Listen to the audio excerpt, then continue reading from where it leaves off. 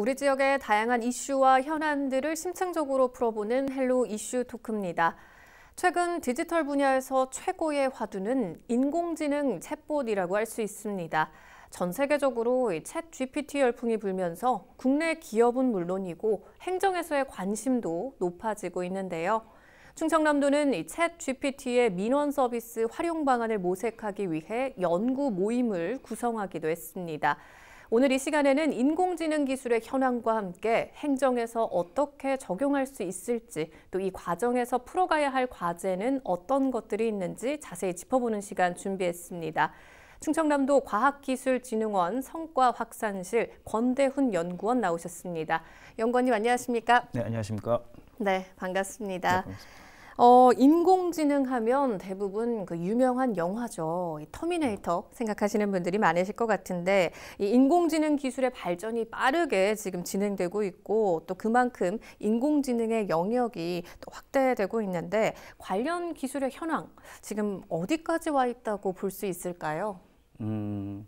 제가 생각했을 때는 현재 인공지능의 영역이 네. 우리 삶의 곳곳에 파고들고 있다고 생각합니다. 네. 우리가 모두 갖고 있죠. 핸드폰을 다 갖고 있는데 그 안에서도 뭐 지문 인식이던가 얼굴 인식 등의 기능을 많이 사용하실 텐데 네. 이렇게 생활 곳곳에 인공지능이 많이 들어와 있다는 것을 알고 있습니다. 특히 2025년도에는 AI가 추천하는 기업이 광고 메시지를 만들 수 있고 2030년에는 AI가 직접 시나리오부터 감독까지 할 수 있는 영화가 만들어진다고 합니다. 네. 이렇게 다양한 전 산업 영역에서 AI가 곳곳에서 활용될 거라고 생각하고 있습니다.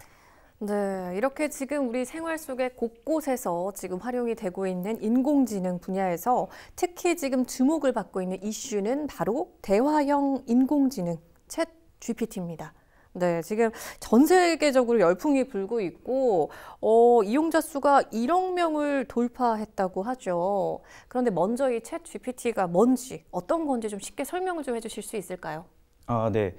사실 챗 GPT라는 용어가 좀 생소하긴 할 겁니다. 일반인들이 봤을 때. 저도 작년 11월에 이게 오픈 서비스가 되면서 모델을 한번 활용을 해봤는데요. 네. 챗 GPT의 인기 원인을 먼저 분석을 해보면은 네. 이미지 생성, 글쓰기, 뭐 음성 생성 등 인간의 수준의 영역에 가장 근접했다고 하는 서비스 모델이라고 할 수 있습니다. 네. 챗 GPT라는 단어에서 먼저 GPT라는 단어를 먼저 살펴보도록 하면은 네.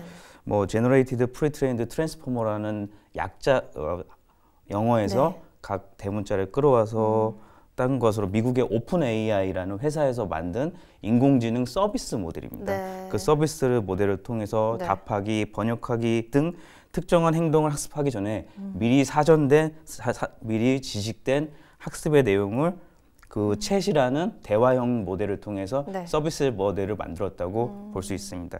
또한 챗 GPT는 대규모 데이터셋을 이용해서 얻은 지식을 바탕으로 해서 텍스트 및 기타 콘텐츠를 번역도 할 수 있고 인식도 할 수 있고 요약 등 다양한 행위를 할 수 있는 알고리즘을 바탕으로 해서 이전 문장을 바탕으로 해서 이후 문장을 추측 제공하는 서비스를 제공하고 있습니다. 그러면 조금 어렵기는 해요. 기존에도 챗봇이 있었잖아요. 그러면 이 일반적인 챗봇이랑 이 챗 GPT 어떤 차이가 있는 건지. 네, 맞습니다. 아마 챗봇이란 용어는 모르실 수도 있지만 네. 한 번쯤 아마 사용을 해보셨을 겁니다. 최근에 코로나 사태 때 굿비라는 뭐 저희가 카카오톡이나 이런 SNS를 통해서 많이 접했을 텐데 그것도 챗봇의 한 종류거든요. 네. 우리가 보통 접근하는 챗봇은 분류형 AI를 활용하는 챗봇이고 지금 나오는 챗 GPT는 바로 생성형 AI를 통해서 만든 챗 GPT 서비스 모델이라고 생각하시면 네. 됩니다. 분류형 AI라 하면은 우리가 사용해오던 질문의 의도를 분류해서 그에 맞는 답을 먼저 매칭을 해놓고 그 답변을 찾아가는 과정이라고 하면 생성형 AI는 질문자의 의도를 파악해서 그 의도에 맞추어서 자기 스스로가 학습을 하면서 답을 만들어내는 서비스 모델이라고 말씀드릴 수 있습니다. 네. 와, 이게 가능할까 싶을 정도인데, 근데 방송을 통해서나 또 실제로 사용을 하면서 이 챗 GPT를 많은 분들이 또 접해 보셨을 것 같아요, 벌써. 연구원님께서도 직접 이제 사용을 해보셨을 텐데, 네. 사용하면서 좀 인상에 깊었던, 좀 인상이 남았던 부분들이 있을까요? 사실 사실 일반인들도 그렇고 저도 사실 처음 그 서비스 모델을 봤을 때 좀 신기했습니다. 네. 가장 신기했던 부분은 아까 전에도 말씀드렸다시피 인간이 어떠한 인간이 대화 방식으로 컴퓨터와 상호작용을 할 수 있다는 점에서 가장 컸고, 저는 또 이런 분야를 연구하다 보니까 네. 좀 깊게 질문을 해봤습니다. 질문한 것 중에 하나가 네. 제가 이제 코딩을 하는데 그 네. 코딩을 쉽게 좀 풀 수 있게 코딩을 해달라라고 하니까 자연스럽게 먼저 얘가 이 AI 서비스 모델 네. 챗봇이 챗 GPT가 그 코딩을 스스로 짜는 겁니다. 그런 영역까지 이 서비스 모델이 인간을 대체할 수 있을 때까지 활용되고 그것을 네. 제가 직접 사용해봤다는 점에서 가장 큰 인상이 남았습니다. 그래요. 지금 보면 아까 앞서 말씀하신 것처럼 질문의 의도를 파악한다고 했잖아요. 그리고 네. 지금 이제 코딩에 대해서 또 여쭤봤다고 했는데 어떤 대화를 좀 나눴는지 더 소개를 좀 해주실 수 있을까요? 사실은 이제 좀 후에도 말씀드리려고 네. 했는데 이 챗 GPT라는 서비스 모델이 사실은 영어를 기반으로 해서 입출력이 나옵니다. 한국어는 현재까지는 그 데이터셋이 부족하다 보니까 입출력이 좀 부족한 면이 있는데, 그래서 네. 영어를 바탕으로 해서 입력을 하고 질문을 했을 때 가장 큰 핵심이었던 게 뭐였냐면은, 사실 제가 했던 것 중에 어떠한 우리 학교에 대한 소개를 영문으로 해달라. 그렇게도 제가 만들어 봤고, 네. 그리고 또 어떠한 소개 글을 만들 때 사실 저희가 우리 한국에 대해서는 잘 알지만 미국이나 다른 나라를 잘 모르잖아요. 그런 내용들에 대해서 네. 좀 소개 글을 만들어 달라라고 했을 때 정말 거침없이 하더라고요. 그래요. 그런 부분에서 이 부분이 어떻게 보면은 인간이 사는 삶에서 좀 더 네. 시간을 단축하고 좀 더 활용성이 높겠구나라고 네. 생각을 했습니다. 그래요. 근데 지금 실제로 이 챗 GPT를 활용해서 미국을 중심으로 다양한 이제 실험이 이어지고 있는데, 뭐 로스쿨이나 뭐 의사 시험을 통과할 수 있다는 결과가 있었다고 또 전해졌어요. 근데 지금 이 정도면 이 기술 수준을 어떻게 평가를 해야 될까요? 방금 전에 말씀드린 바와 같이 챗 GPT라는 것이 사실 우리가 알게 모르게 많은 영역을 갖고 있고, 좀 뉴스나 매스컴에서 보면은 네. 뭐 방금 말씀해 주신 네. 것 같이 어떤 시험을 통과했다, 네. 라이센스를 통과했다고 하는데, 어떻게 보면 그거는 자연스럽게 학습된 결과이기 때문에 엄청난 기술력을 갖고 있죠. 하지만 그 안에서는 사실 우리가 이런 잘된 것만 보여지고 있고, 네. 제가 조금 이따도 부작용의 사례도 조금 말씀드리려고 했는데, 네네. 어떤 점이 있냐면 그걸 활용해 가지고 뭐 악성 웹을 만들거나 여러 가지 영역을 또 다른 영역들이 또 벌쳐지고 있더라고요. 이런 게 상호작용으로 한다면은 우리 인간의 삶에 좀 기술적으로나 네. 어떠한 삶의 질을 높일 때 이런 챗 GPT가 엄청나게 부가가치를 창출한다라고 생각할 수 있을 것 같습니다. 그래요. 그러면 지금 현재 이 챗 GPT가 전 세계적으로 이렇게 좀 열풍이 불고 있는 이유를 연구원님은 좀 어떻게 해석을 하고 계세요? 2015년인가요? 아마 딥마인드사의 알파고라고 한번 들어보셨습니까? 네네. 이세돌 저희 바둑 프로 기사죠. 이세돌 구단과 알파고의 경기를 봤을 때 그 당시에 제 기억으로는 이세돌 구단이 1승을 하고 나머지는 모두 알파고가 이겼다고 제가 기억이 나는데, 그때 저희가 얘기했던 게 뭐였냐면은 진짜 컴퓨터가 인간을 지배하는 세상이 오는가 라고 이렇게 약간 좀 이슈가 됐었죠. 네네. 사실 그 후에 지금 7년, 8년이 지나면서 사실 조금 수그러들고 갑자기 챗 GPT라는 열풍이 나오면서 붐업이 되긴 했는데, 네. 이런 것들을 보면은 우리 인간이 좀 이런 서비스 모델, 인간에게 가장 근접했을 됐을 때 좀 이렇게 이슈화가 되고 뭔가 좀 뉴스거리가 자꾸 생성된다라고 보여지고 있고, 네. 그런 이제 서비스 모델이 자꾸 나오면 나올수록 더 계속 열풍이 불 거라고 생각은 하고 있습니다. 앞으로도 그 2015년에 나오고 지금 약간 좀 물론 이제 그간에 계속 AI가 발전을 했지만 네. 현재 2022년 11월, 12월에 챗GPT라는 게 나오면서 또 열풍을 잃었고 그 기간은 계속 줄어들 거라 생각을 하고 있습니다. 그래요. 근데 이런 가운데 사실 아까 연구원님께서도 이제 부작용에 대해서 이야기를 하시겠다 또 얘기해 주셨는데, 이 챗 GPT가 이야기하는 정보의 정확성에 대해서는 우려의 목소리도 나오고 있어요. 아무래도 이 챗 GPT의 학습 무대가 인터넷을 기반으로 하는 정보라는 이야기도 있어서 잘못된 정보로 인해서 거짓말을 할 수도 있지 않을까라는 그런 또 우려도 있는데, 이 챗 GPT가 알려주는 정보에 대해서는 어느 정도까지 저희가 신뢰를 할 수 있을까요? 뭐 잠깐 말씀드렸었는데 저도 이제 활용을 하다 보면은 네. 이게 맞나? 약간 퀘스천을 잡고 다시 한번 찾아보게 되더라고요. 네네. 사실 이게 뭐 믿어야겠지만 우리가 활용하는 거를 좀 믿고 해야겠지만 네. 그런 이제 다시 한번 확인하는 절차가 필요하기도 하고 사실 챗 GPT라는 이 서비스 모델이 네. 2021년도의 정보까지만 실려 있다고 합니다. 그래서 2022, 2023 새로운 정보를 계속 리뉴얼을 해야 되고 업데이트를 네. 해야 되는 그런 이제 수고로움이 있는데 사실 그리고 아까도 말씀드렸죠. 영어를 기반으로 입출력 서비스가 되다 보니까 한국어에 대해서 아직은 서비스 모델이 그렇게 확실하게 자리 잡지는 않았다라고 저는 생각을 하고 있는데 네네. 그 부분도 어떻게 보면 계속 우리가 검색을 하면서 이 GPT라는 자체가 스스로가 학습을 하거든요. 네. 그런 스스로가 학습하는 과정을 통해서 계속 정보들이 갱신되고 새로운 정보가 틀리지 않고 자꾸 옳은 거를 찾아가지 않을까 생각을 하고 있습니다.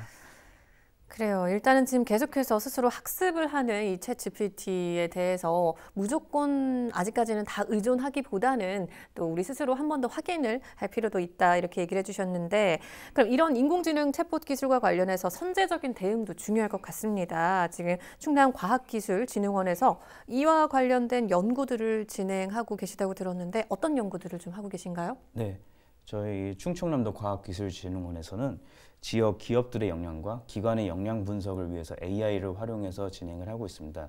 그 진행을 바탕으로 해서 과학기술 분류체계, 논문 분류체계, 특허 분류체계 등 다양한 영역에서 AI를 활용해서 도민들에게 질 높은 서비스를 제공하기 위해서 노력을 하고 있습니다. 네.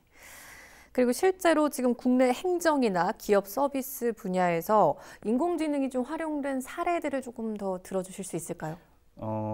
제가 좀 사례를 조사를 해봤는데 네. 국내 우리가 말하는 빅테크 기업들도 AI에 사활을 걸고 AI 서비스 모델을 계속 출시하고 있습니다. 뭐 AI 리뷰 메시지나 AI 추천 메시지 그리고 노인분들을 위한 실버 관련된 AI 서비스 모델 등 다양한 영역에서 AI를 활용해서 그런 서비스 모델을 제시하고 있고 네. 올해도 우리가 말하는 빅테크 기업 중에 뭐 상호로 말씀드려도 될지 모르겠지만 다양한 기업들이 연내에 이런 이제 챗 GPT와 같은 서비스 모델을 발표하기 위해서 노력을 하고 있다고 알고 있습니다.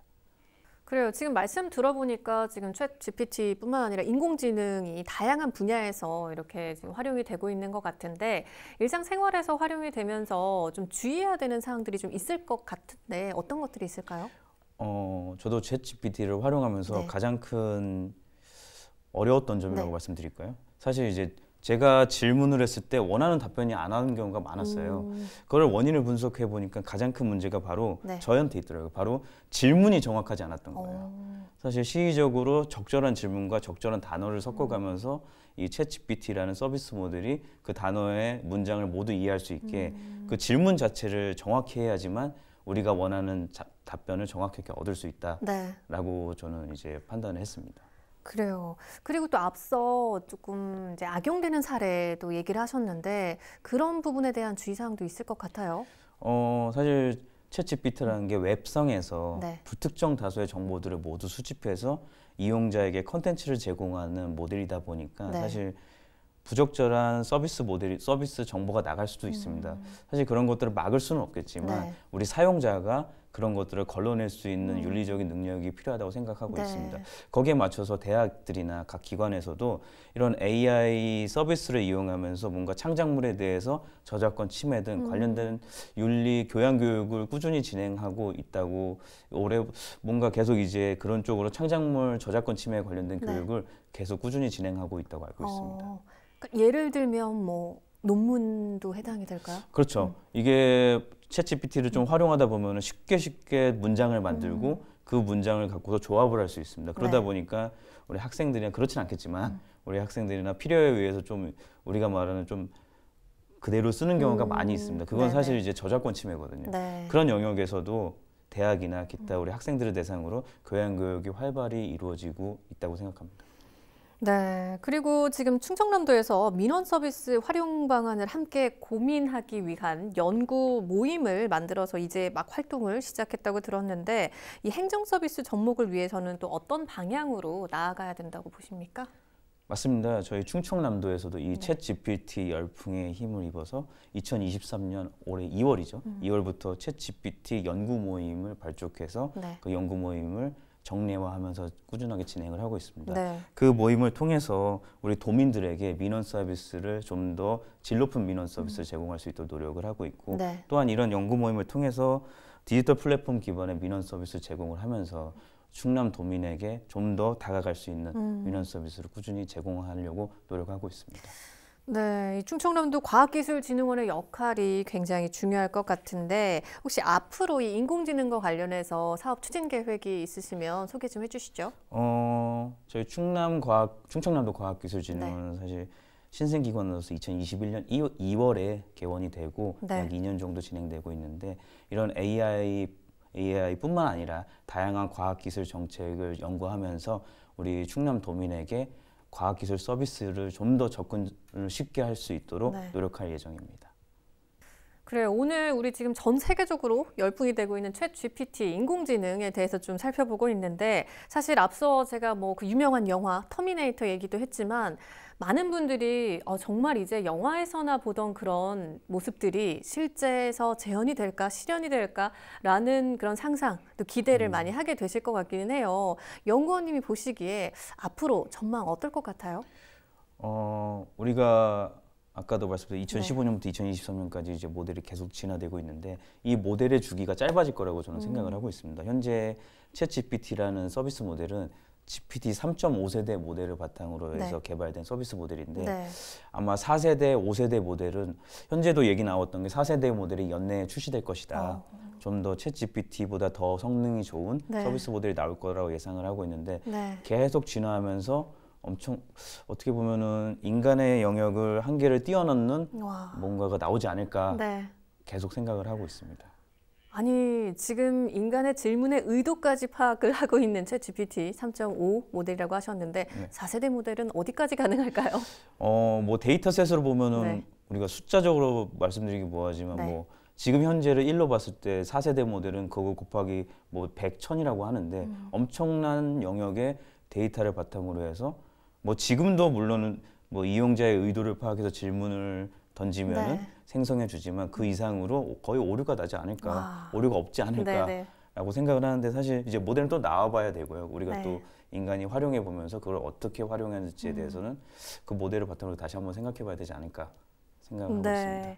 그래요. 이렇게 기술이 계속해서 발전하고 우리 생활이 편리해지는 건 굉장히 좋지만 또 반면에 악용되는 사례가 없고 또 그만큼의 오류가 좀 줄어들면 좋겠네요.